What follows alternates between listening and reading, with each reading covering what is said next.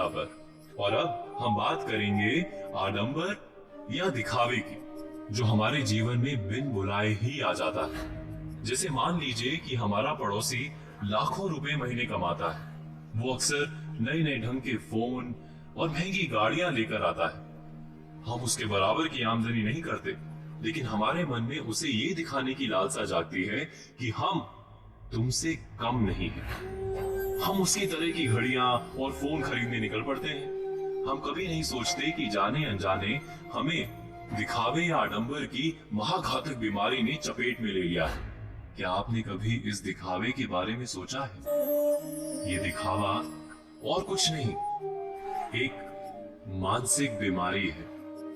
हमने अक्सर समझदार लोगों को इसके फंदे में पड़ते पाया है। ये और कुछ नहीं करती, बस इतना ही करती है कि आपसे विवेचना और समझ की शक्ति छीन लेती है और एक ऐसी अंधी दौड़ में कूद जाने के लिए तैयार कर देती है जिसका कोई सार्थक अंत नहीं दिखता। मैं एक उदाहरण देता हूं। आपकी आमदनी लगभग 1 लाख रुपए महीने है, लेकिन आपके पड़ोसी की आमदनी 5 लाख रुपए महीने है और आपका पड़ोसी हर महीने लाख रुपए का दिखावटी सामान खरीदता है। हर हफ्ते महंगे होटलों में खाना खाता है।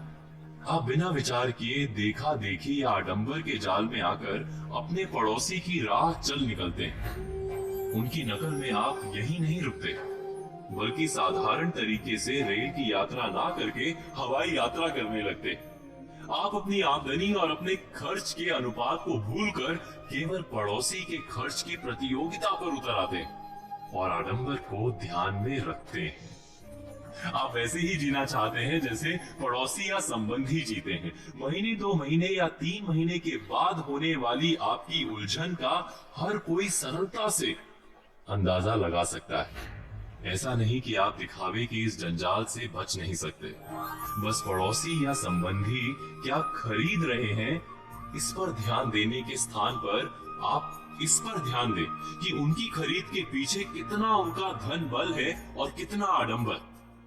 एक बार अगर आपने इस सरल गणित को समझ लिया, तो जीवन में आप कभी भी किसी तरह के आडंबर के खेल में नहीं फंसेंगे। तो आज की बातों पर विचार कीजिए और कल की प्रतीक्षा कीजिए।